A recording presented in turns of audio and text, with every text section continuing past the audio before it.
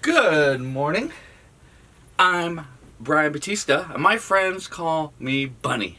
You're in my room this morning, and for the past couple of years, I made a pact with myself that rather than staying up until the sun rose, to go to bed early and get up before the sun comes up. You see, this is episode 76. A pro has a plan and discipline. Each morning, I do the same thing. Get some hydration and reach for my morning pages. I acquired this daily habit 23 years ago after reading The Artist's Way a couple of times. Morning pages are not a diary. Basically, it's a free-flowing writing, 3 pages every day of whatever thought, feelings, dreams, worries, whatever comes to mind. I do them first thing in the morning when my mind is most clear. It's sort of like puking out all the remnants of crap that still lingers when I wake up. It goes on the page, so I need not worry about it again throughout the day. I close the book, and I never reread any of them. That takes the pressure off them being perfect prose. Plus, I don't think I care to relive the past. I was already there, living it, in the moment.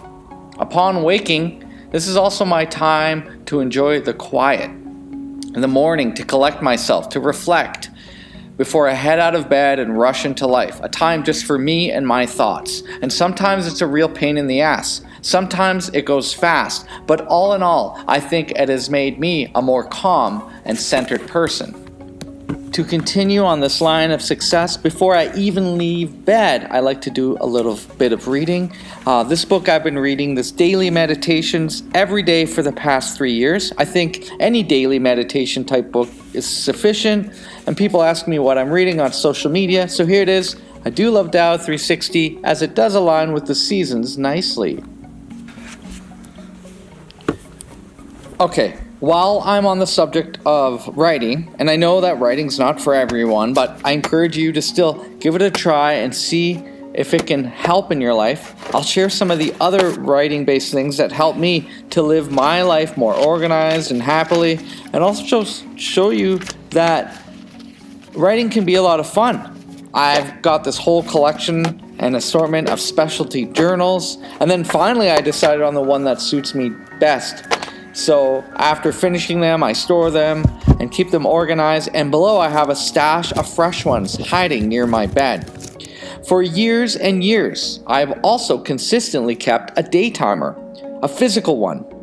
One of my favorites here is the weekly Moleskine. They fit so good in your back pocket and are convenient and reliable. I can go back to any time and remember on this date what I did. I'm a very physical and old school person, and I doubt very much that I could do this digitally.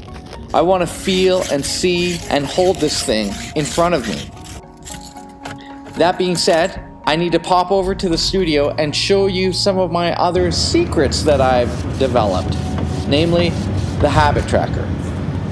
Excellent. We made it in one piece, and you're still with me. And if you are with me, this is that thing I wanted to share with you. My habit tracker. My friend Kurt bought me this book, and it was lined, and instead of using it like I might normally for morning pages or other writing, I decided to do something else. I'm thinking that if I could figure out where I wanted to go, it'd be like a map. You know, this episode is about being a pro and being disciplined. Well, my thought is, if you don't know the road to get there and you don't have the map, how will you ever get to your destination? So by tracking and analyzing the habits I had, and then through a process of time figuring out the habits I would need to get the destination I want to be at, I would be able to use this tracker to improve my knowledge of the path, to go on this creative journey of life, and to hit those little towns on the way, to have my craft aimed in the right direction. Because these kind of goals, the goals that I have at least, are long term. And it seems to me every day there's something that wants to pull you off the path. Little shiny things that attract magpies and get you going a different direction. So maybe you won't wind up at the summit of the mountain that you wish to be climbing. So here it is. I really didn't know where this was going to go when I first started, or how it was supposed to look.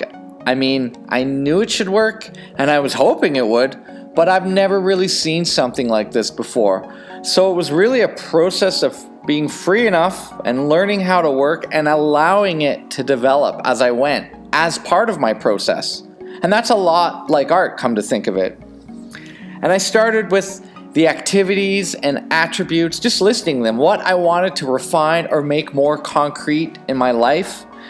These would be the things I wanted to improve and act as markers along my pathway, with maybe a focus on health and more long-term goals.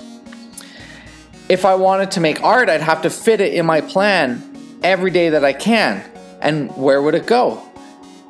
After each week, I'd write a report and check in and see how things went and find areas that I discovered I needed to add or take away or change. And it was a real push and pull. It was like back and forth, trying things out and moving them around, and it continues to be a live document in this process. I had this utopian ideal of what a perfect day was, what I could accomplish in a day, but I mean, I was shooting for the stars, way beyond what a human is capable of. And so I needed to be more effective in refining their order. I broke down the actions I wanted to do on the left side, and I would put the dates to the right. And I'd do a variety of fun check marks, stars, drawings, happy faces, and I'd even write in the little boxes I created. And through trial and error, I started to realize a pattern. What was the most effective time of day for certain things, and how I could get more goals accomplished in the most effective way. This is my strategy. In doing this, it started to really become fun. I added more colors and those that related to what I was doing on my calendars and day timers. And I had to add additional sections and separate them into different times of day. And as well, I noticed the locations that some of these activities occurred in. After the checklist started to iron itself out, I found I needed to track my eating and sleeping on a timeline. And that resulted in the need for 2 more pages. One section per month would have the checklist items on a vertical, and I'd go from left to right of the days.